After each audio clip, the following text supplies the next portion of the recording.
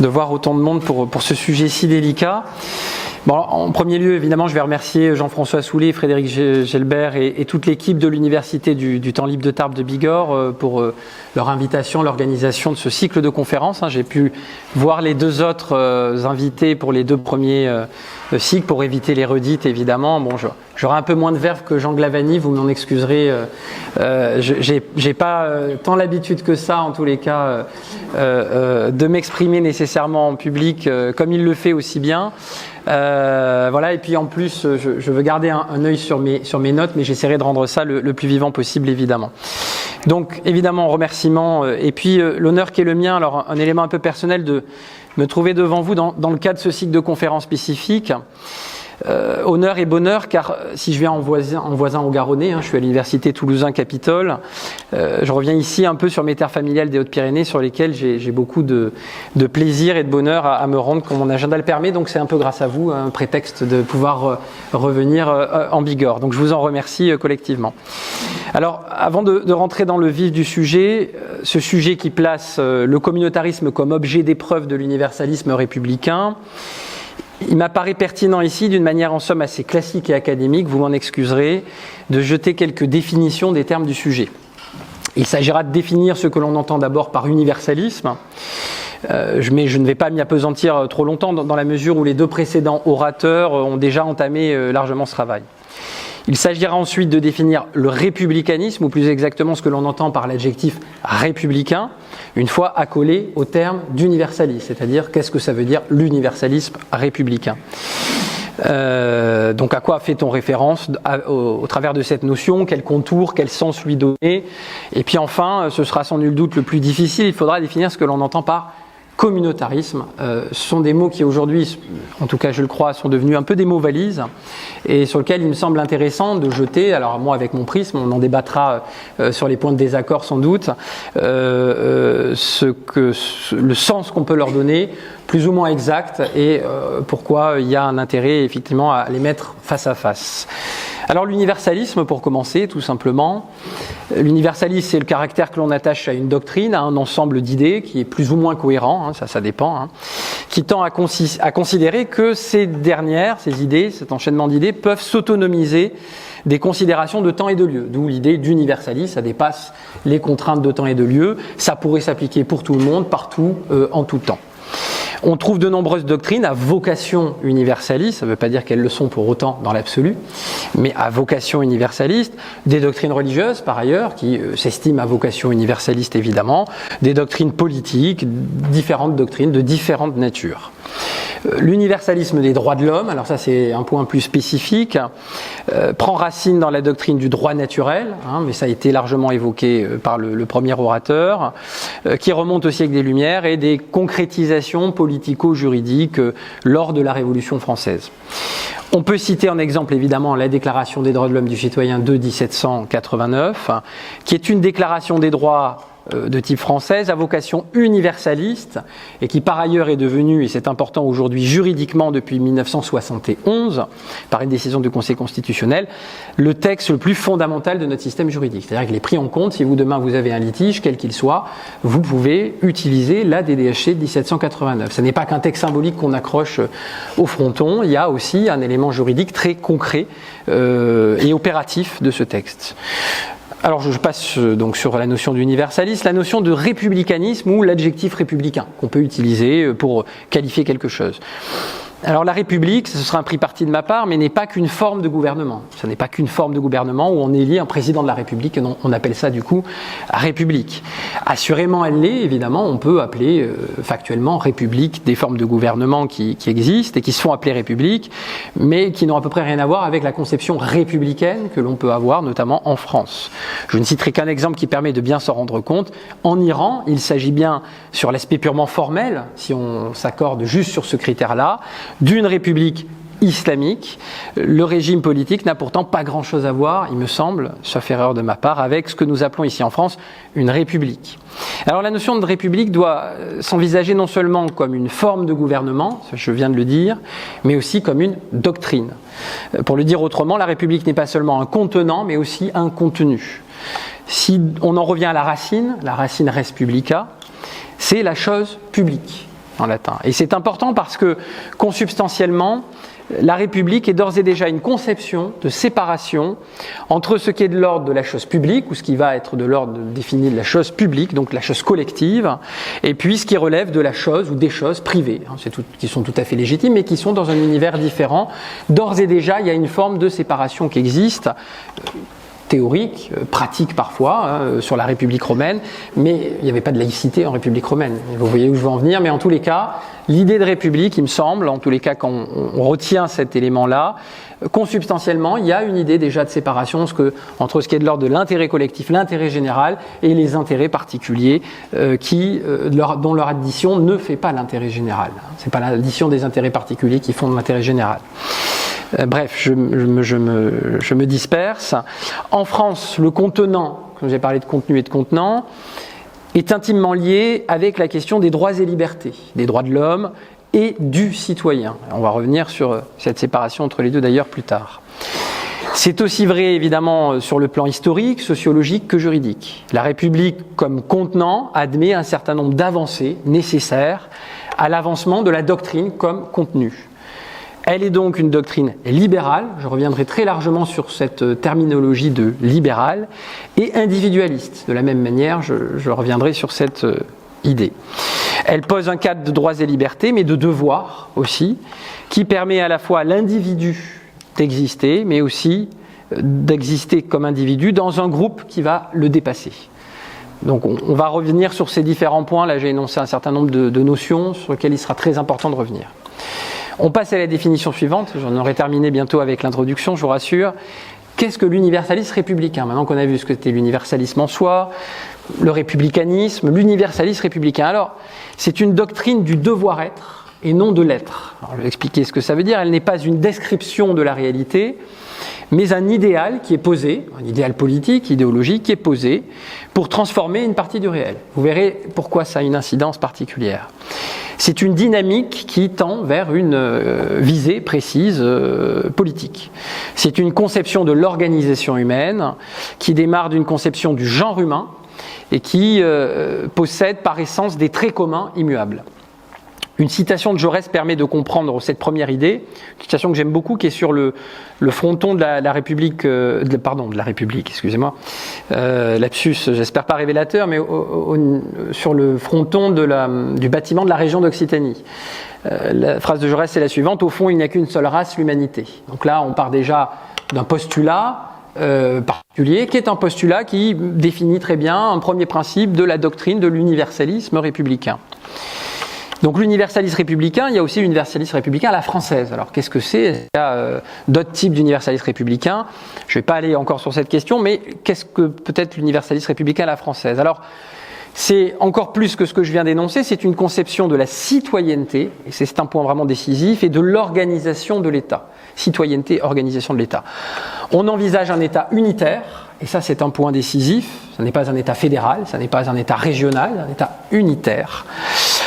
Et une république dite indivisible, c'est-à-dire dont on ne peut pas diviser en portions. Et donc c'est là où vous retrouvez notamment l'idée que l'intérêt général et le cadre commun n'est pas défini par la somme des intérêts particuliers, mais par quelque chose qui dépasse ces différents intérêts particuliers.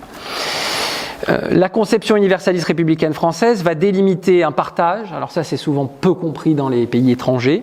J'étais tout à l'heure à la préfecture des Hautes-Pyrénées pour une formation sur la laïcité. Je commence toujours par cette idée-là, ce concept-là, mais qui me semble décisif. La conception universaliste républicaine française délimite un partage entre l'individu et le citoyen. C'est-à-dire qu'elle est centrée sur l'individu en tant que membre de la collectivité nationale, indépendamment évidemment de toute communauté d'appartenance, même si ces dernières, évidemment, les communautés d'appartenance, elles existent.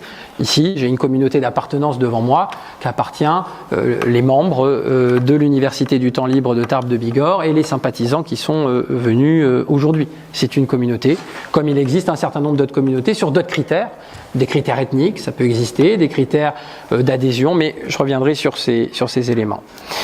Donc, indépendamment de toute communauté d'appartenance, même si ces dernières existent, je viens de le dire, et que la République n'y est pas nécessairement aveugle. Et ça, c'est le petit point le point d'achoppement sur lequel sans doute il y aura des débats. En revanche, elle n'admet par principe et c'est décisif, aucun droit spécifique en raison de l'appartenance à une communauté quelconque. Et là, on parle de droit. On ne parle pas de réelles relations dans un cadre descriptif sociologique, mais de droit, c'est-à-dire un discours normatif. Donc elle n'admet par principe aucun droit spécifique en raison de l'appartenance à une communauté quelconque ou une autre, mais en raison seulement de la qualité conférée à la part citoyenne de l'individu, ou si vous voulez, la part abstraite de l'homme qui n'est pas citoyen de la communauté nationale. Donc, ce sont des étrangers qui ne sont donc pas, qui n'ont pas donc la qualité de citoyens de la nation. Je termine sur la dernière définition, la plus difficile, mais sur le communautarisme. Alors comment on pourrait définir le communautarisme que dans le sujet, on a mis en face de l'universalisme républicain, je rajoute un peu à la française. Alors l'étymologie du terme communautarisme, ça vient du latin communis, c'est formé de cum, qui signifie avec, ensemble, ceux qui connaissent bien le latin, et de munus, qui signifie les charges, les problèmes, les dettes. Donc d'un point de vue strictement étymologique, le communautarisme va désigner le fait de se mettre ensemble pour affronter des problèmes communs. On peut s'arrêter là. Ou au contraire, un groupe d'individus possédant un dénominateur commun, qui peut être le trait religieux, culturel, ethnique, linguistique, idéologique, divers et variés, qui vont caractériser leur communauté, qui va pouvoir se distinguer d'autres communautés avec ces critères-là, et de ceux qui n'en font pas partie, bien évidemment. Mais on ne va pas s'arrêter à l'étymologie, ce serait un peu trop facile et trop simple. On va aller sur la conception politique de ce qu'on peut nommer comme communautariste, ou plus exactement la distinction qu'on peut faire entre communautarisme et philosophie communautarienne, ou communautarien. Aux États-Unis, on appelle ça les communautarians, et je vais revenir largement sur ce mode de pensée. Même si les deux sont assez liés, il faut arriver à les distinguer, c'est un point important. En effet, le courant de pensée politique qui est celui des communautarians est un courant critique du libéralisme politique, je dis bien politique, qui est celui du libéralisme politique, et de son individualisme, puisque le libéralisme politique, il est accompagné, parmi les critères, d'une forme d'individualisme. Alors plus ou moins exacerbé, je reviendrai sur ces nuances. Le mouvement de pensée des communautariens, il critique l'atomisme de la doctrine libérale, qui va envisager l'individu seul avec ses choix de comportement qui vont être encadrés par des lois. On citera notamment parmi les penseurs organiques un peu contemporains de ce mouvement de pensée, Charles Taylor, qui est assez connu, qui a écrit un certain nombre d'ouvrages, Michel Walzer, qui en est directement inspiré, ou en France, quelqu'un qui est un peu plus connu en France, Alain de Benoît. Alors je souligne, parce que je cite Alain de Benoît, qui est très connoté politiquement, que ça n'est pas parce qu'on appartient à ce courant de pensée des communautariens qu'on a la même logique politique que ce philosophe Alain de Benoît, qui est catégorisé dans une doctrine plutôt très à droite, sachant que Charles Taylor, le premier que j'ai pris en exemple, est plutôt très à gauche aux États-Unis et au Canada. Donc ça n'a pas forcément de lien, mais c'est une conception philosophique, en tous les cas, des rapports humains dans la société. Le courant des communautariens, le courant des communautaristes, donc je différencie courant communautarien et courant communautariste, quant à eux, sont un courant qui vont fonder le droit des individus sur des droits collectifs, et seulement collectifs pratiquement, en fonction des communautés supposées de ces derniers individus. C'est-à-dire que vous allez avoir des droits différenciés en fonction de la communauté à laquelle vous allez appartenir. Le plus souvent, la logique de cette tendance, c'est d'accorder donc des droits différenciés à des individus qui composent différentes communautés dans un seul et même État. Donc il y a une communauté nationale, mais à l'intérieur il y a des communautés différentes avec des droits différents selon l'appartenance à laquelle de communauté à laquelle on appartient. Vous avez notamment un exemple qu'on peut prendre, donc ça rebourre évidemment tout ça de l'idée de l'exemple en France, mais je vais largement le développer, d'unité, d'indivisibilité de la nation. Mais au Canada, par exemple, vous avez dans le champ de la laïcité, sur donc le sujet que je connais bien, la notion d'accommodement raisonnable à la norme juridique, et vous avez par exemple dans les écoles du Canada, puisqu'on une petite introduction contextuelle tout à l'heure sur l'éducation nationale et la laïcité, les enfants de confession sikh qui sont autorisés, parce qu'ils sont de confession sikh et qu'ils appartiennent à la communauté sikh, c'est comme ça que c'est envisagé, à la minorité même, d'ailleurs c'est le terme qui est employé, ils peuvent conserver leur kirpan. Le kirpan, c'est le petit couteau que portent les sikhs de manière rituelle. Donc ils peuvent, contrairement à la norme, mettre une arme d'une certaine catégorie et amener une arme à l'école, contrairement aux autres élèves qui, eux, sont dénués de ce droit, bien évidemment, parce qu'ils n'appartiennent pas à la communauté sikh. C'est ce qu'on appelle les accommodements raisonnables. Évidemment, en France, ça paraît complètement surréaliste, on n'est pas du tout sur le même modèle. J'en arrive sur le troisième point sur le communautarisme et je vais passer à mon développement sur cette longue introduction, vous m'excuserez, mais c'est important de définir les termes du sujet. Le communautarisme, c'est également un dérivé dans le langage social politique français qui renvoie à une notion très péjorative justement par rapport à notre modèle. Il y a une définition que j'aime beaucoup de Pierre-André Taguieff qui est assez pertinente. Le communautarisme, dit-il, est défini par ses critiques comme un projet sociopolitique visant à soumettre les membres d'un groupe défini aux normes supposées propres à ce groupe, à telle communauté, bref, à contrôler les opinions, les croyances, les comportements de ceux qui appartiennent en principe à cette communauté. C'est-à-dire une forme d'appartenance éternelle à cette communauté avec des droits différenciés et avec un rôle que doivent jouer d'ailleurs ces communautés dans la création même de ces normes. C'est donc une notion très péjorative, en tout cas dans la définition qu'en donne Pierre-André Taguieff, qui, comme le sous-entend notre sujet, est souvent utilisé pour dénoncer ce qui met en cause, voire combat carrément, le modèle universaliste laïque français qui est classiquement opposé. Donc c'est à partir de ces définitions, vous m'excuserez vraiment de la longueur de cette introduction, mais ces définitions, réflexions que nous allons pouvoir cheminer ensemble pour répondre à la problématique que pose ce sujet, l'universalisme républicain à l'épreuve du communautarisme.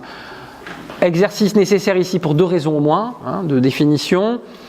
En premier lieu, pour se mettre d'accord sur quelques éléments de base que reflètent ces notions et les problématiques générales qu'ils posent en eux-mêmes. En second lieu, quelque chose de plus personnel, car je souhaitais que nous nous départissions un peu toutes et tous ici de nos ressentiments dans un contexte où ces mots-là sentent aujourd'hui particulièrement le soufre.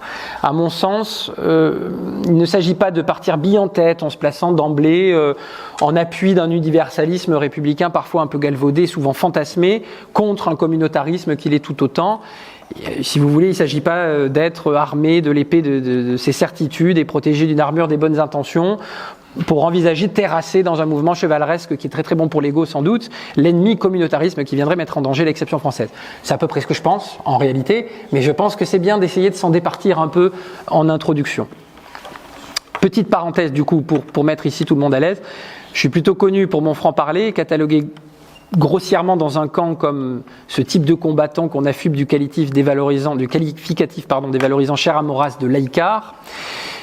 Dans ces débats, il apparaît que je suis parfois dépeint comme bouffeur de curé pour une partie de la droite extrême et islamo-gauchiste, et puis pour une partie de l'extrême gauche comme islamophobe.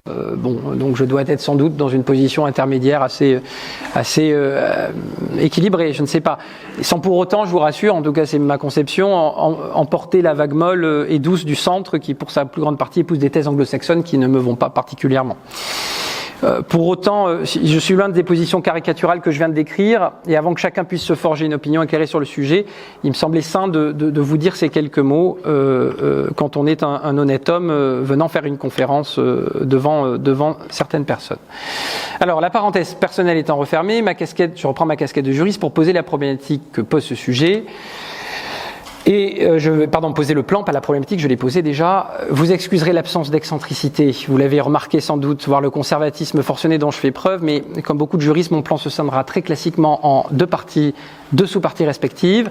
Dans une première partie, il s'agira de revenir sur les dynamiques spécifiques à la notion de communautarisme, qui ont amené à ce que l'universalisme républicain n'aille plus de soi, ne soit plus compris comme il l'était sans doute il y a un certain nombre d'années, ne soit plus désirable et même qu'il soit combattu dans les temps qui sont les nôtres par certains.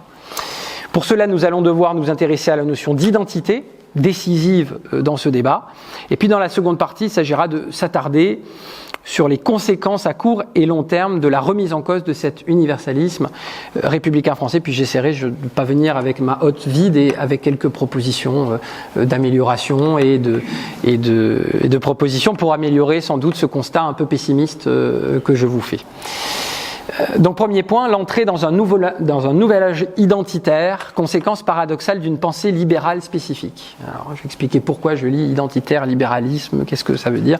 Alors dans cette première partie, donc, il m'apparaissait important de traiter des stigmates, excusez-moi du jeu de mots, modernes, qui amènent un certain nombre de penseurs à estimer que nous sommes entrés dans un nouvel âge identitaire. Nouvel âge identitaire, c'est une formule que je reprends de mon ami Laurent Bouvet, trop tôt disparu, qui avait beaucoup travaillé ces dernières années sur la question. Sur de nombreux aspects, il est assez paradoxal, vous le verrez, ce nouvel âge identitaire, la manière dont il s'exprime. Et je vais expurger donc en tout premier lieu cette une énumération non exhaustive des éléments identitaires un peu nouveaux qui, depuis maintenant de nombreuses années, minent le débat public et posent tout autant la question des identités individuelles et collectives, de l'identité communautaire et de l'identité nationale. Vous vous souvenez du grand débat qu'avait lancé le président de la République Nicolas Sarkozy sur le sujet, qui avait un peu mis le feu aux poudres à cette époque.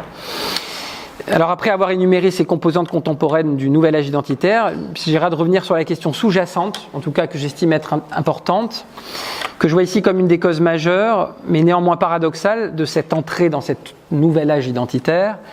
C'est les débats assez classiques en philosophie politique de la notion de libéralisme. Qu'est-ce que ça vient faire là ? Bon, j'espère que vous comprendrez ce que je veux dire par là. Alors, d'abord, les constats de cette entrée dans un nouvel âge identitaire. Cette expression d'un nouvel âge identitaire, je vous l'ai dit, est empruntée à mon regretté ami Laurent Bouvet, qui travaille sur la question.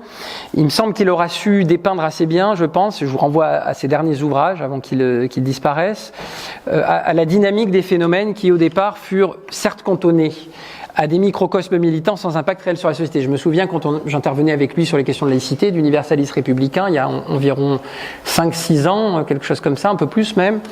On était des fois menacés par des organisations de gauche, l'UNEF, je me souviens, dont j'étais par ailleurs il y a très longtemps adhérent.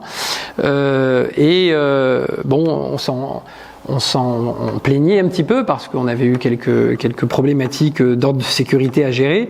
Et mes amis qui étaient plutôt d'accord avec moi disaient tout ça c'est un peu microcosmique, c'est du débat d'universitaires, des querelles qui n'intéressent personne. Aujourd'hui, il me semble que ces sujets-là, dénommés sur le thème de wokisme, je reviendrai, ont largement dépassé ce petit microcosme dans lequel on peut être. Mais on reviendra sur ces notions. Alors, aujourd'hui, voilà, il me semble que ces phénomènes se sont quelque peu démultipliés jusqu'à l'absurde, il me semble, et ont colonisé le débat public dans pratiquement tous les domaines, la politique, les arts, l'économie, etc. On pourra en citer beaucoup d'autres. Alors, Marcel Gauchet, qui est un auteur que j'aime beaucoup, que j'affectionne particulièrement, analyse ce nouvel âge identitaire, lui il appelle ça un subjectivisme affectif et identitaire. Et je trouve l'expression plutôt bien trouvée pour plein de raisons. Lui, il le fait remonter au début des années 2000. Vous savez, Marcel Gauchet aime bien donner des dates de début et de fin de cycle. Donc lui, il estime que ça commence au niveau des années 2000. Sa formulation vraiment me paraît adéquate. Je vous renvoie, il y a un article que vous trouverez assez facilement, qui est en ligne, qui est intéressant. Et puis, je citerai l'essai de Caroline Fourès, qui me semble bien synthétisé, il est très synthétique mais très intéressant, ces phénomènes nouveaux sous un angle générationnel. C'est son ouvrage qui s'appelle Génération offensée, que je vous encourage vraiment à lire parce qu'elle arrive à traiter d'à peu près tous ces nouveaux délires identitaires, ce que moi j'estime être comme des délires identitaires, d'une manière assez synthétique et intelligente.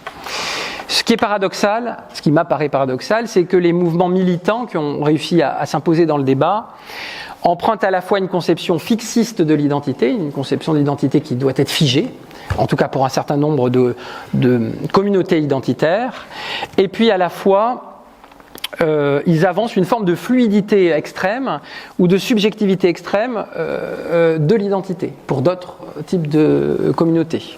Et c'est assez intéressant et paradoxal, ils arrivent à le faire, enfin en tout cas eux estiment qu'ils arrivent à le faire sans se contredire. Moi il me semble qu'il y a quand même quelques contradictions sur cette vision des choses. Dans le champ de la spécialité qui est la mienne, donc le principe de laïcité, ça a été dit, des questions religieuses, cela va nourrir notamment un phénomène inquiétant, donc ce sera directement lié avec ce que vous avez dit, que j'ai moi caractérisé dans le champ académique comme un phénomène de biologisation du religieux. C'est-à-dire qu'on essentialise le religieux qui est pour moi, relève de ce qu'on appelle une identité choisie. Alors, on reviendra là-dessus un peu plus tard. Comme si c'était une identité subie de manière génétique. Moi, il m'arrive d'intervenir sur la question de la laïcité dans les établissements scolaires. Je suis frappé par le nombre de jeunes qui utilisent des expressions qui illustrent cette tendance de biologisation du religieux. Certains jeunes me disant j'ai du sang de musulman qui coule dans mes veines, je suis catholique de naissance, mais pas au sens j'ai été baptisé, de naissance biologique dans la manière dont ils ont de le dire. Et donc des explications, une des clés qui permet de comprendre pourquoi c'est tant difficile pour des nouvelles générations d'entendre des critiques de la religion, ce qui me semble était moins problématique, mais je peux me tromper, pour d'autres générations plus anciennes qui avaient sans doute, peut-être je me trompe, mais moins de difficultés à entendre ces critiques et à plus accepter. J'aime pas utiliser le terme de droit au blasphème parce que ça n'existe pas en tant que tel, sinon ça voudrait dire qu'il faut reconnaître le blasphème, mais de liberté d'expression, y compris sur la chose religieuse et y compris de manière véhémente. Je ne vais pas revenir ici sur tous les éléments que j'ai pris en note, mais il convient, à mon avis, de s'attarder sur une partie de ces phénomènes de biologisation du religieux par rapport à notre sujet, qui ne manqueront pas sans doute d'apparaître dans les questions à l'issue de la conférence. Et pour évoquer cette question de l'identité, j'arrive justement sur, c'est vraiment une question des plus difficiles à aborder dans le champ de la philosophie et du juridique, mais je veux vraiment qu'on arrive à faire cette distinction entre ce que j'appelle identité subie et identité choisie. C'est une distinction qui est souvent éludée aujourd'hui, donc ce qu'il est possible de choisir, si vous voulez, entre ce qu'il est possible de choisir, comme identité, et ce qu'il n'est pas possible de choisir, ce qui est de l'ordre de la construction sociale conscientisé, ce qui est de l'ordre de forme de déterminisme qui n'est pas conscientisé ou qui est carrément biologique. Où là, on ne peut pas choisir. En tout cas, il y a des choses qu'on ne peut pas choisir. Bon, loin d'avoir la prétention ici ce soir, en peu de temps, de traiter de cette question si épineuse de l'identité, il est possible d'envisager quelques éléments qui s'imposent, il me semble, au sujet de droit. Le lieu et la date de sa naissance, je ne crois pas encore qu'on ait des moyens de modifier le lieu et la date de sa naissance, ça me semble un peu compliqué. Sa taille, alors bon, s'il y a des techniques, je crois, au Japon pour se casser les os du tibia pour se faire grandir, mais enfin...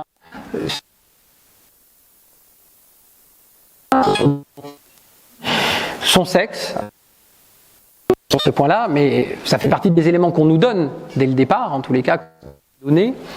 La couleur de ses yeux, celle de sa peau, son empreinte génétique, par exemple. Alors, pour une part de ces éléments, il sera possible aujourd'hui, évidemment, de décider d'en modifier certains. C'est la nuance que je mets. On pense au changement de sexe, évidemment, aux techniques même j'ai découvert ça de kératopigmentation, pour changer la couleur de ses yeux. Je ne savais pas que ça existait. Mais il n'en demeure pas moins que la plupart de ces éléments sont des données factuelles qui vont s'imposer d'emblée à l'individu dès sa naissance, contrairement à d'autres, qui composent certes aussi son identité, mais qui sont d'une origine purement sociale et par nature bien plus malléable, qu'on peut changer. On peut être amené être amené dans un contexte d'une religion particulière, être éduqué dans cette religion particulière pendant de nombreuses années, même de manière très forte, en essayant de cacher d'autres choses pour... Il y aura toujours une possibilité, évidemment ce sera plus difficile en termes de déterminisme, mais il y aura toujours une possibilité pour la personne de dire je ne suis plus de cette religion, ou de changer sa conception de cette religion, ou de ne plus avoir de religion. En tous les cas, c'est quelque chose qui n'est pas de l'ordre du biologique, c'est quelque chose qui est de l'ordre du changeable. Alors évidemment, je ne vais pas nier les réalités sociologiques, anthropologiques, tous les travaux qui démontrent depuis longtemps que ces éléments sociaux s'imposent aussi à l'individu, dans le cadre de sa construction, mais pour autant, c'est ça qui est le point le plus important que je voudrais que vous reteniez, c'est qu'il me semble important dans les débats aujourd'hui d'arriver à distinguer les éléments de nature convictionnelle, peu importe les convictions religieuses de toute nature, des éléments biologiques ou des éléments qui nous sont imposés.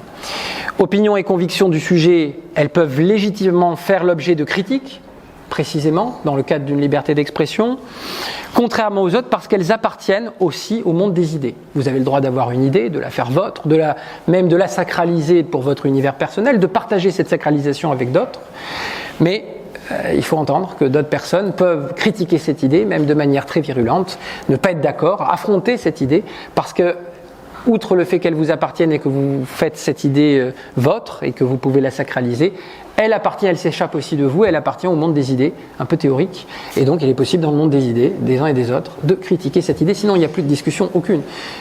Sinon, il est impossible, évidemment, de s'exprimer sur tel ou tel sujet, parce que chacun peut aller sacraliser n'importe quelle idée et dire on ne peut pas parler et critiquer cette idée, ou avoir une discussion rationnelle et critique. Donc ça, c'est un point vraiment qui me semble important. Sur le plan juridique, il faut faire cette distinction sur le plan juridique au moins entre une personne et ses croyances ou ses convictions. Et si un individu ou un groupe ne peuvent faire l'objet, évidemment, de traitements discriminatoires en raison de leur attachement à des croyances, à des convictions, ni être insultés et faire l'objet de propos haineux, les croyances et les convictions de toute nature, lorsqu'elles sont visées en soi, ne sont titulaires d'aucune de ces protections juridiques. Alors, sauf quelques chercheurs isolés comme François Héran, qui est sans doute très très bon dans son domaine, il est professeur au Collège de France, donc je serai très respectueux et académique, mais qui écrit à peu près n'importe quoi sur la question de la liberté d'expression en termes juridiques, je le dis ici sans difficulté. La plupart quand même des chercheurs dans le domaine spécialisés arrivent à faire cette distinction fondamentale entre les idées qui s'accrochent au sujet et qui s'en décrochent évidemment de manière importante. Et c'est important parce qu'on a là déjà, on rentre dans la logique universaliste qui distingue les deux choses, sur toute autre question. Alors après, il y a la question de la radicalisation et surtout de la racialisation des débats. Alors ça, la racialisation des débats, c'est un point qui me semble important de remise en cause de l'universalisme républicain. La race, pendant un certain nombre d'années, le concept de race avait tendance à disparaître dans la majeure partie des discours sociopolitiques, tout autant que dans les discours de nature académique. Eh non, il pleut énormément. Mais un discours sociologique, en tout cas de nature plutôt sociologique et militant, l'a particulièrement réifié, ce concept de race, l'a même réenchanté, si j'ose dire, ces dernières années. Alors je ne vais pas revenir, parce que je serai trop long, sur l'origine plus ou moins réelle de ce discours qui prend racine dans ce qu'il est convenu d'appeler la French Theory, si vous vous intéressez à ces questions, d'auteurs un peu assez anciens, des années notamment 70-80, Derrida, je pense à Foucault ou autres, etc.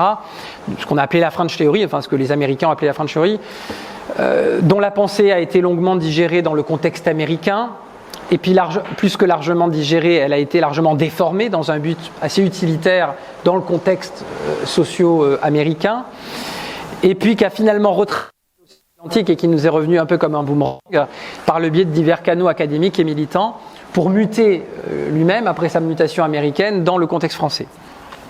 Alors, on pourra citer trois actrices majeures et distincts de ce discours identitaire racialiste, de ce mouvement racialiste aujourd'hui en France. On a Christine Delpy, qui est une chercheuse très influente dans le champ du féminisme notamment, et dont le discours sur le sujet est beaucoup plus global que la question de la race, mais qui a en tout cas posé un certain nombre de jalons dans le domaine académique notamment.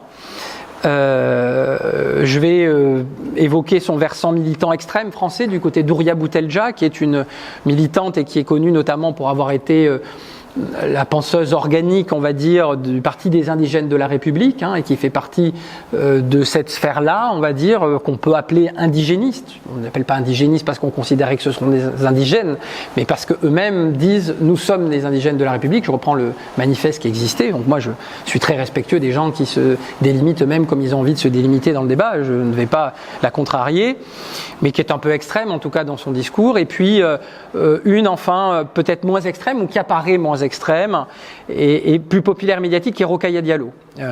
Alors le profil de cette dernière est assez intéressant dans la mesure où son parcours permet de comprendre aussi une stratégie, on pourra y revenir dans les questions de soft power, notamment de soft power américain, qui est assez important sur nos sujets d'universalisme républicain, et qui, à l'égard de notre modèle universaliste français, qui est certes quelque peu isolé sur la scène internationale, est très critique aujourd'hui, une des principales combattantes de notre modèle. C'est tout à fait son droit dans une république démocratique et pluraliste, mais j'aime bien dire les choses telles qu'elles sont. Rokhaya Diallo a des liens très forts avec les États-Unis dans son parcours, a des liens très forts dans sa considération avec le système américain tel qu'il est pensé, et en opposition assez frontale avec le régime français universaliste républicain. Bon, comme j'ai cité trois femmes, et je ne voudrais pas qu'on me fasse un mauvais procès, comme je fais partie maintenant de la catégorie des réactionnaires, je vais citer Philippe Marlière. Philippe Marlière, beaucoup moins influent que les 3 penseuses que j'ai citées, mais c'est vraiment pour citer un homme qui fait partie de cette sphère-là, qui est professeur au Collège de Londres, qui est connu particulièrement pour sa virulence sur ces sujets-là sur les réseaux sociaux. Mais bon, c'est juste par principe. Alors, sur ces questions justement de wokisme, je voulais revenir sur ces questions-là. D'abord développer, si vous voulez, j'aime pas trop le terme de wokisme, on pourra revenir dessus, mais d'abord développer au sein de ce qu'on peut appeler les cultural studies aux États-Unis, excusez-moi pour mon accent qui n'est pas très bon, qui a été prêché dans beaucoup de grandes universités aux États-Unis, les Women's Studies, les Black Studies, les Gay Studies, les Queer Studies, les Subaltern Studies, les Fat Studies, on peut développer à l'infini, et c'est ce qui se passe d'ailleurs. Cette idéologie qu'on peut regrouper sur les cultural studies entend fonder un nouvel espace politique, j'essaie de le décrire de manière la moins péjorative, la plus objective possible, mais personne n'est objectif, entend fonder un nouvel espace politique qui va être fondé sur l'exaltation de certaines identités réputées minoritaires ou marginalisées. Ça, c'est un point important. Il y a vraiment l'idée de la majorité et des minorités. Et puis, quelque chose qui est consubstantiel à la création même des États-Unis et d'un certain nombre de pays anglo-saxons, de considérer les minorities, peu importe d'ailleurs minoritaires de tel point ou tel point, sur tel critère ou tel critère, mais d'avoir une conception où il y a une majorité et il y a des minorités. Ce qui est totalement absent chez nous. Les minorités existent, factuellement, sociologiquement, d'un point de vue descriptif. On appartient des fois à des minorités, X ou Y. Je pense en appartenir une dans le champ, aujourd'hui, idéologique, mais je peux faire partie de majorité sur d'autres champs. Voilà. Mais pour autant, ça reste descriptif. On ne va pas accorder, en tout cas moi je refuse qu'on accorde des droits particuliers parce qu'on appartiendrait à une majorité ou à une minorité. Et donc le reproche que je fais et que nous sommes nombreux à faire assez courant tient surtout au fait qu'il s'agit d'une sociologie quelque peu dévoreuse. En tout cas, comment est-ce que j'appelle une sociologie dévoreuse ?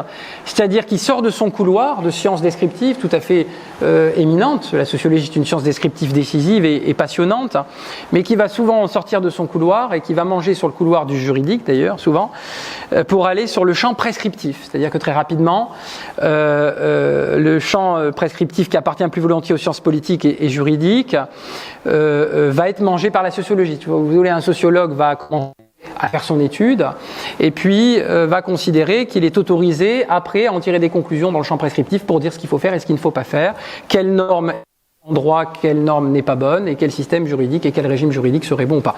Son droit le plus totable d'un point de vue de sa liberté d'expression et académique, mais ce qui me semble être sortir un peu du champ qui est celui de la sociologie. Ça n'engage que moi, on pourra sans doute en discuter tout à l'heure.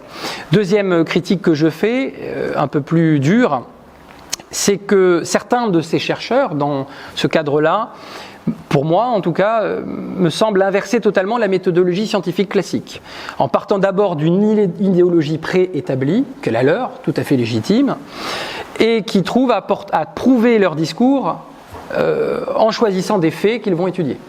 Et donc, évidemment, il y a des biais méthodologiques et des biais scientifiques, en tout cas qui me semble être le cas, qui vont amener à prouver ce qu'on voulait prouver, assez facilement, finalement. Et donc, il me semble que la démarche scientifique, ça n'engage que moi, mais commence d'abord par essayer de décrire l'existant de manière le plus honnête possible, à partir de cet existant et de l'existence d'autres théories, d'arriver à confronter les idées et de vérifier si on avait des idées préétablies, que ce qu'on pensait était vrai ou pas, ou plus nuancé. En tout cas, moi, la démarche scientifique me semble être plutôt être cette manière-là. Mais tout le monde n'a pas peut-être la même démarche. Mais c'est une critique, en tous les cas, que je fais.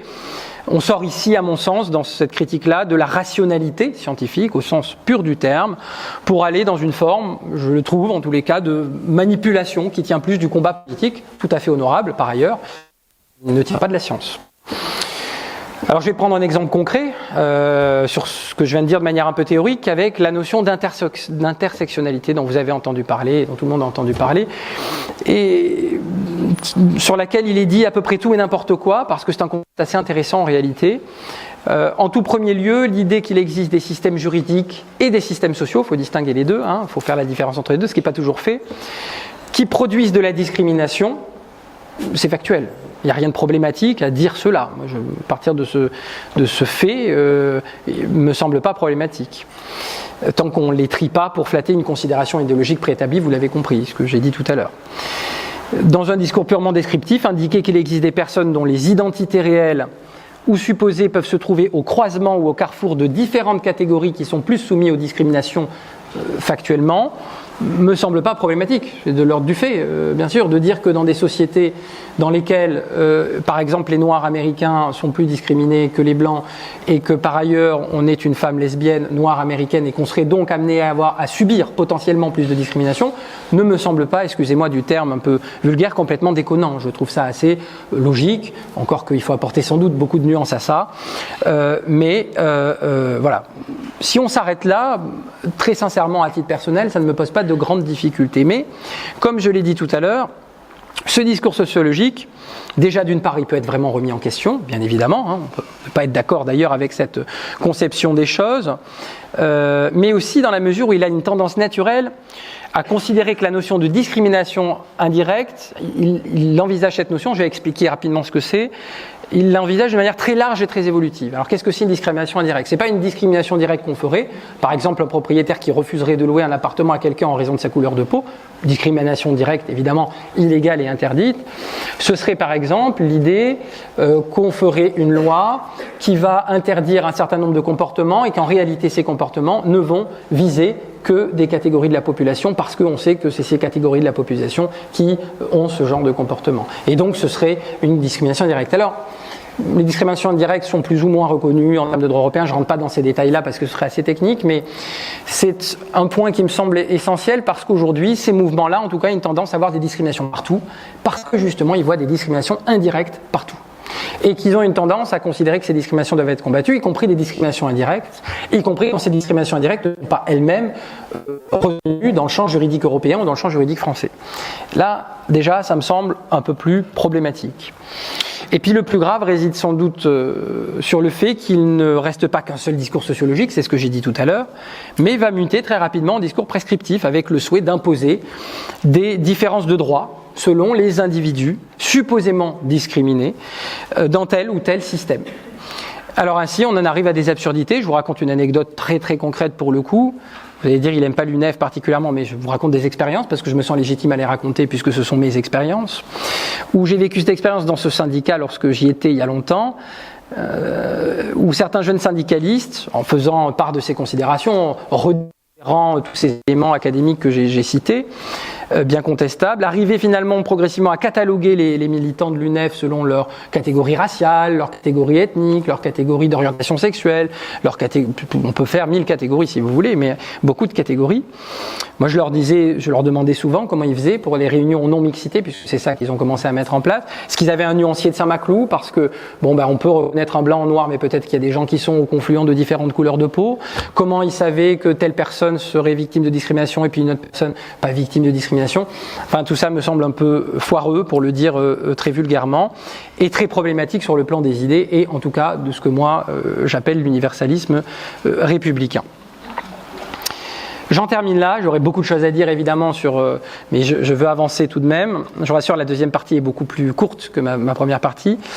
Donc j'en termine là sur la question de l'entrée dans l'âge identitaire. Vous vous souvenez de mon plan peut-être, mais je le rappelle, pour évoquer le sujet qui m'apparaît vraiment fondamental concernant ce sujet.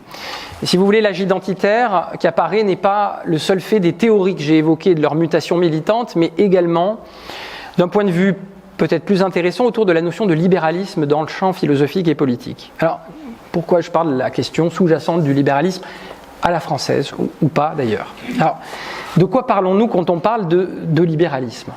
Bon, nous l'avons esquissé un peu en introduction, mais c'est une question qu'il convient de poser, tant l'utilisation de ce mot sans précision ne signifie plus grand-chose aujourd'hui. En effet, déjà il faut passer l'idée toute faite d'une doctrine dont le nom même, libéralisme, très connoté, très mal connoté aujourd'hui, selon les milieux auxquels on appartient, qui est souvent réduit au champ économique, cela me semble assez problématique d'ailleurs. Souvent, pour le dire d'une autre manière dans la discussion sur cette question, le néolibéralisme ou d'ultralibéralisme, conviction personnelle, qui est sans doute l'ultralibéralisme et le néolibéralisme, c'est un tempérament du libéralisme, mais qui n'est pas le libéralisme. Et il m'apparaît que l'on confond aussi le libéralisme comme une doctrine philosophique, politique, juridique, globale, avec le seul libéralisme dans le champ économique. Souvent d'ailleurs, il s'agit de le dénoncer.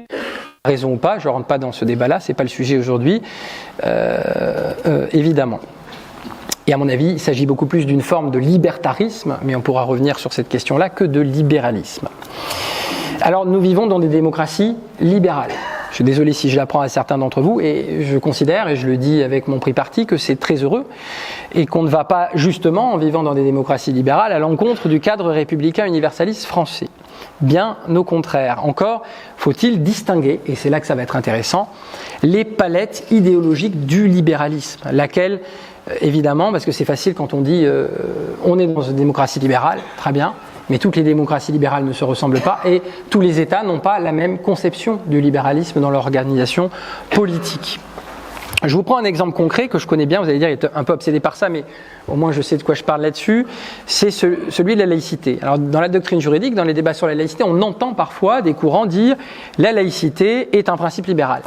Oui, je suis totalement d'accord, la laïcité, et comment ne pas l'être d'ailleurs, est un principe libéral dans la mesure où la laïcité et la logique laïque fut celle qui apporta en France le plus grand nombre de droits et libertés. Vous prenez le loi 1905, si on rédit, il ne faut pas réduire la laïcité à la loi 1905, mais vous prenez l'article 1er, la République assure la liberté de conscience, donc on parle bien de liberté en tout premier lieu, mère de toutes les libertés, la liberté de conscience, puisque sans la liberté de conscience, vous n'avez pas de liberté d'association, vous n'avez pas tout un tas d'autres libertés.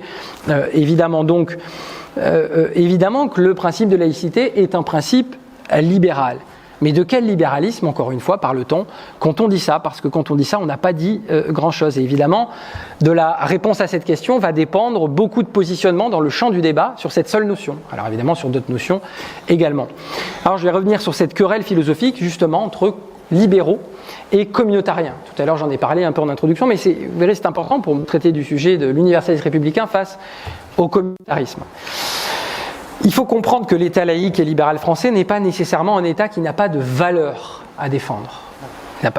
Si vous voulez, l'État laïque libéral, c'est pas parce qu'il est laïque qu'il n'a pas de valeur à défendre, qu'il n'a pas une doctrine minimale, qui se départirait de tout minimalisme moral, je dis bien moral, philosophique et politique. Tout dépend, encore une fois, de la conception du libéralisme que l'on retient. Alors j'ai une thèse juridique qui est très très importante, qui a été soutenue il y a quelques années de mon collègue Marc Cottereau à l'Université Toulousain-Capitole, qui est très très pédagogique et passionnante sur le point, et surtout qui permet d'appréhender ces questions en étant solidement armé sur les différentes doctrines du libéralisme. Alors, j'essaie d'être le plus pédagogique possible. Je dirais moi pour ma part que la République française, telle qu'elle est conçue aujourd'hui, et puis même de manière théorique, au-delà même de la réalité, c'est un modèle qui oscille et est toujours oscillé entre un libéralisme qu'on peut appeler anti-perfectionniste et communautarien républicain. Un peu des deux d'une certaine manière. Alors qu'est-ce que ça veut dire?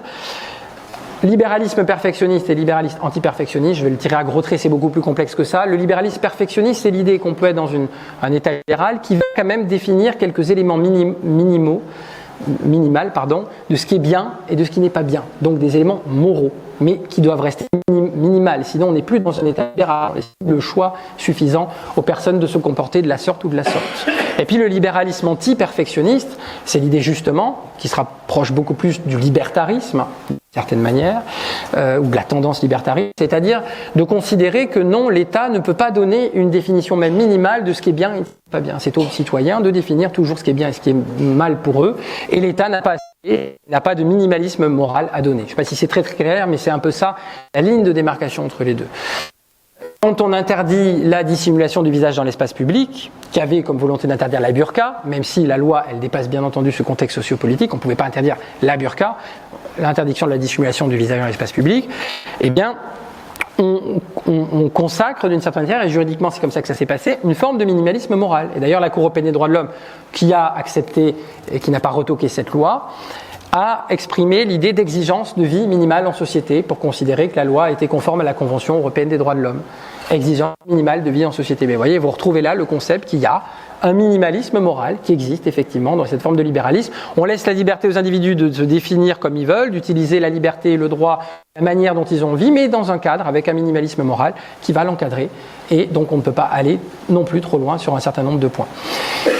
Je résume à gros traits, vous m'en excuserez, mais c'est un point qui me semble important. Et donc la France est à la fois une conception libérale perfectionniste, puisqu'il y a ce minimalisme moral qui existe, et communautarienne républicaine. Pourquoi ? Parce que les communautariens de tendance, on va dire, ceux qui vont estimer qu'on donne du poids et des droits différenciés, pour le schématiser à gros traits culturels, aux différentes communautés qui préexistent dans un État, mais il y a aussi qui considèrent qu'il y a une communauté nationale un peu importante et qu'on appartient à cette communauté nationale avant même d'appartenir à d'autres appartenances auxquelles on appartient également. Et là, vous retrouvez un peu le logique de la séparation de l'individu en deux, l'individu d'un côté, le citoyen de l'autre, dans l'aspect collectif. Et qu'on a donc ces deux appartenances, et qu'il faut faire avec ces deux appartenances qu'on ne peut pas soustraire à l'appartenance citoyenne quand on vit dans cet État.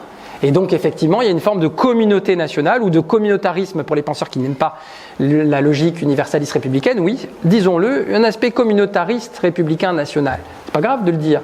Oui, c'est une réalité assez factuelle de ce que ça peut être. Ça ne veut pas dire qu'on n'est pas accueillant, ça ne veut pas dire qu'on n'intègre pas, ça ne veut pas dire qu'on considère que les autres pays ont des cultures qui sont moins élégantes ou moins intéressantes que les nôtres. Non, ça veut dire simplement qu'il y a une communauté nationale auquel on appartient avec des droits et des devoirs et avec cette idée de citoyenneté auquel l'individu qui habite dans cette communauté nationale ne peut pas se soustraire, avec ce minimalisme moral qui s'impose aux citoyens.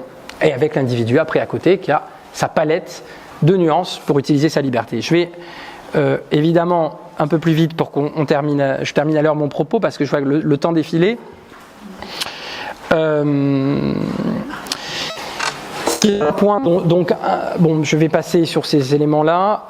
Il y a une confusion sur laquelle je voudrais revenir, qui me semble vraiment décisive, qui est opérée entre deux discours, avec un biais justement épistémologique assez classique, qui tend à définir l'universalisme républicain par l'existant de cet universalisme républicain français. C'est-à-dire, on va définir l'universalisme français parce qu'il existe là, et on va le décrire, et on va dire c'est ça l'universalisme français, l'universalisme républicain.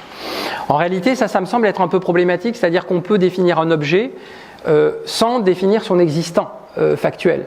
Parce que l'existant factuel, évidemment, il va avoir un certain nombre de nuances, un certain nombre de choses qui vont à l'encontre de ce logique quand il existe et quand il est mis en œuvre, que sur le plan théorique. C'est pas grave, on peut le définir sur le plan théorique et le définir aussi sur le plan de l'existant. Et je donne deux exemples concrets. On nous dit souvent, avec votre universalisme républicain à la française, regardez, il y a le concordat en Alsace-Moselle qui est contraire au principe de laïcité. Oui, effectivement, c'est factuellement le cas. De la même manière, avec la crise calais, il n'y a pas tant d'années que ça, eh bien on a rajouté un chapitre dans la Constitution où on différencie le peuple français et une partie du peuple qui est le peuple kanak. Alors qu'on ne peut pas le faire, il y a une jurisprudence du Conseil constitutionnel sur le peuple corse, c'est impossible, il y a un peuple français, il y a l'unité de la nation, mais pour la Nouvelle-Calédonie, les circonstances particulières, on a fait un chapitre dans la Constitution et il y a une spécificité. Donc oui, il y a des hypocrisies, oui, il y a des choses qui vont à l'encontre quand on décrit l'existant de l'universalisme républicain français tel qu'il existe, mais il faut faire attention, ce que je vais vous décrire, ce biais épistémologique, de ne faire que par le biais de l'existant. On peut aussi parler, en théorie, de la logique de ce principe d'universalisme républicain, et dire d'ailleurs, il y a des paradoxes et il y a des contradictions, peut-être faut-il résoudre ces paradoxes et ces contradictions. Je vous le donne en mille, moi à titre personnel, je suis pour l'abolition du concordat, et je considère qu'il faut abolir, sur l'aspect religieux du concordat, et appliquer la laïcité en Alsace-Moselle. Je considère que l'ordonnance royale de Charles X en Guyane n'a plus lieu d'être aujourd'hui. D'ailleurs, les Guyanais, pour d'entre eux, sont assez d'accord, et qu'un tout un tas, en tout cas d'éléments comme ça, qui sont assez hypocrites et qui vont à l'encontre de la philosophie républicaine française, devraient être corrigés. C'est peut-être pas l'urgence, vous me direz pour certains d'entre vous, parce qu'on vit d'autres éléments plus problématiques. Il n'empêche que ça contribue à une forme d'hypocrisie dans le réel de notre modèle. Je vais avancer pour arriver à ma deuxième partie qui, comme je vous l'ai dit, est très très très courte, 5 minutes, pour tenir les temps.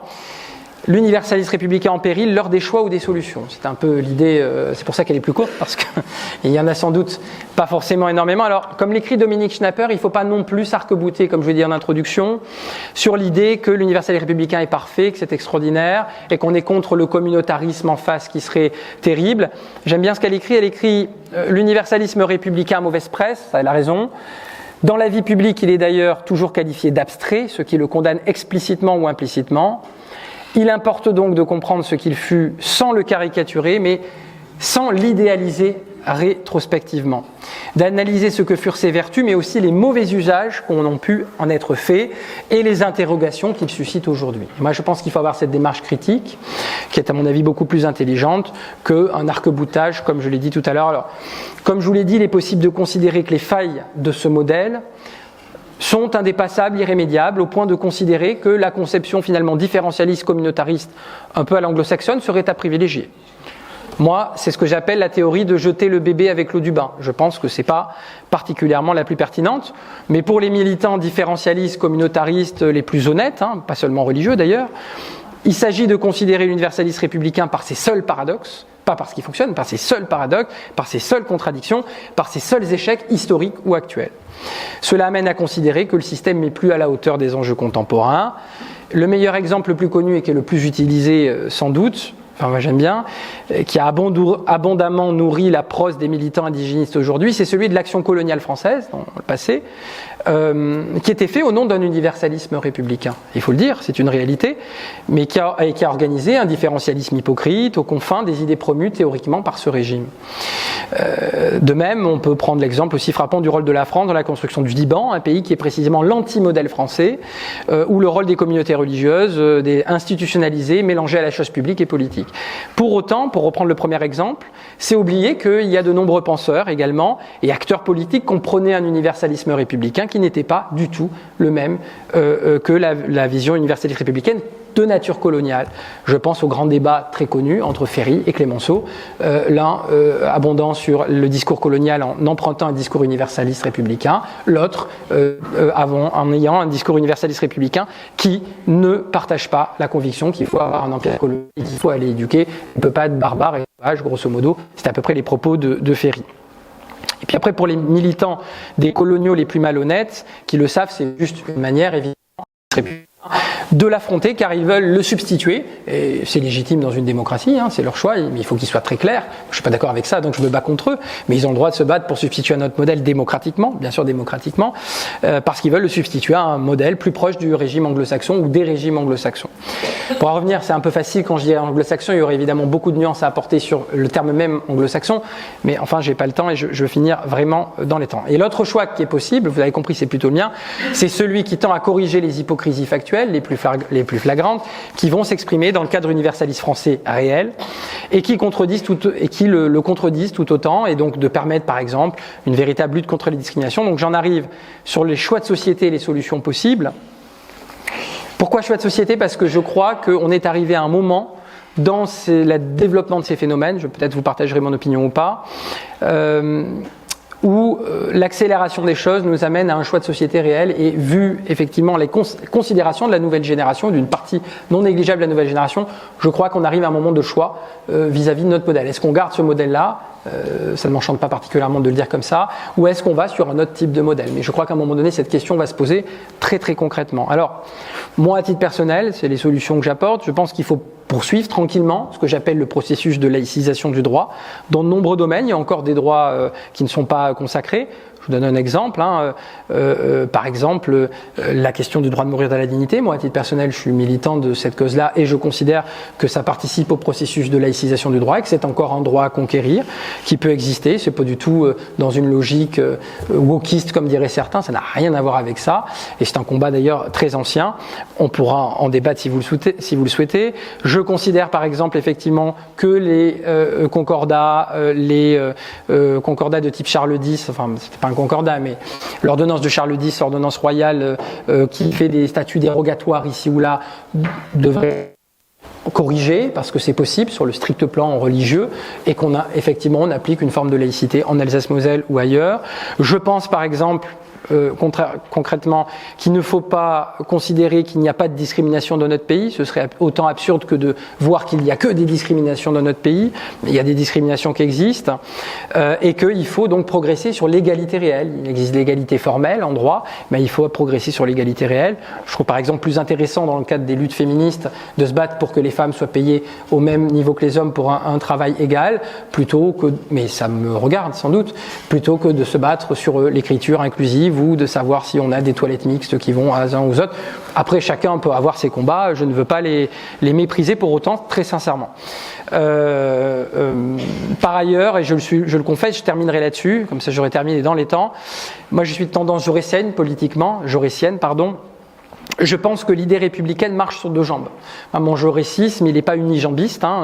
Ainsi, je pense que la laïque et la sociale marchent ensemble. Alors bien sûr, les deux questions, la question sociale, la question laïque, peuvent être distinguées. Et d'ailleurs, conceptuellement, elles doivent l'être quand on aborde un sujet ou un autre. Mais moi, je considère politiquement que ces deux combats sont liés, le combat social et le combat laïque.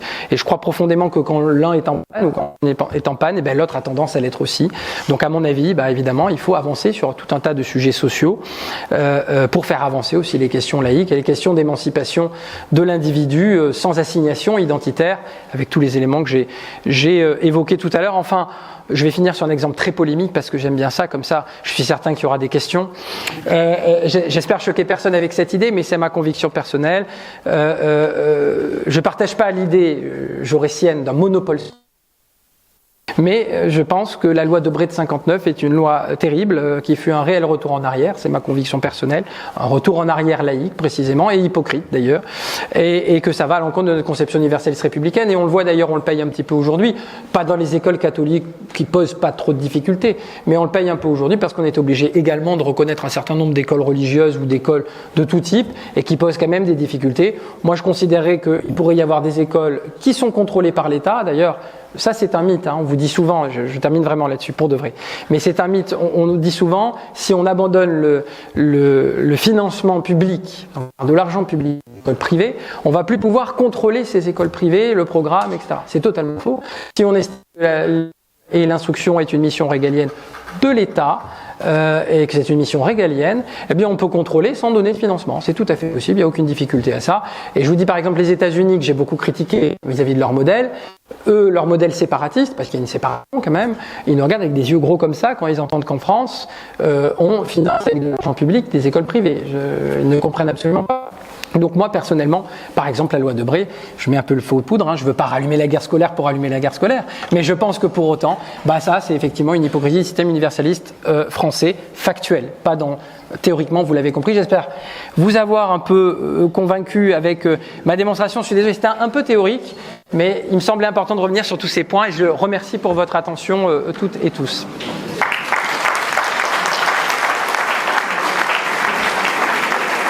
Si cette vidéo vous a plu, vous pouvez nous rejoindre à l'Université du temps libre de Tarbes et de Bigorre à l'adresse utl-tb.info. Et n'oubliez pas, si ce n'est déjà fait, de vous abonner.